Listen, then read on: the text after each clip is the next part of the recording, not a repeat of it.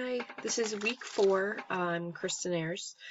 This is the assignment we were asked to discuss managing classroom behaviors.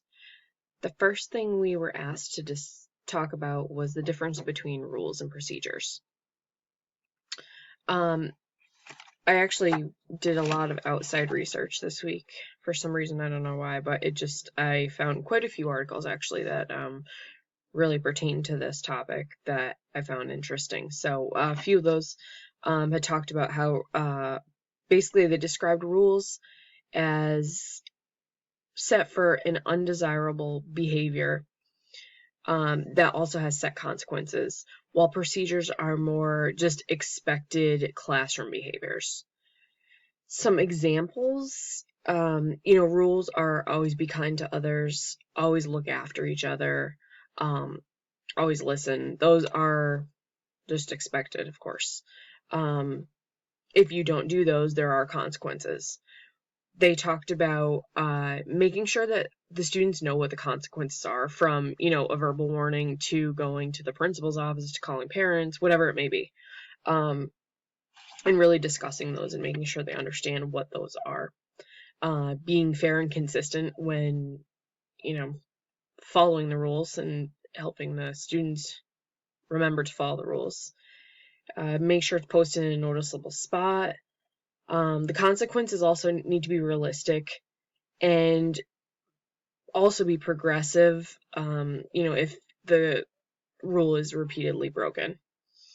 In terms of procedures,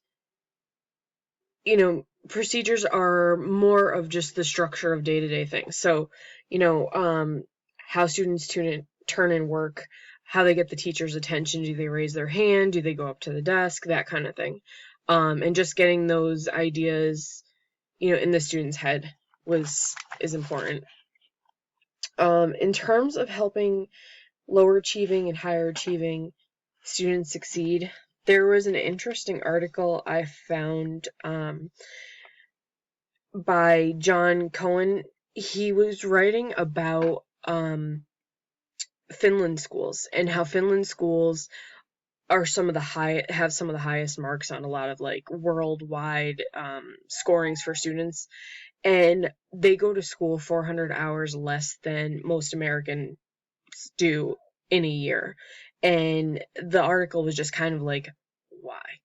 A lot of what he talked about was kind of pertained to the, just any achieving student really, but focusing on adjusting classroom procedures, whether they're lower achieving or higher achieving, to make sure that it works for that specific classroom, sometimes even tailored down to that specific day. They talked about feeling the energy, that's my terminology, but feeling the temperature in the room. You can kind of know ahead of time if a student comes in a bad mood. You can kind of maybe pull them to the side before they get in the class and kind of infect everyone with that attitude, which happens in all workplaces, all schools, everywhere. So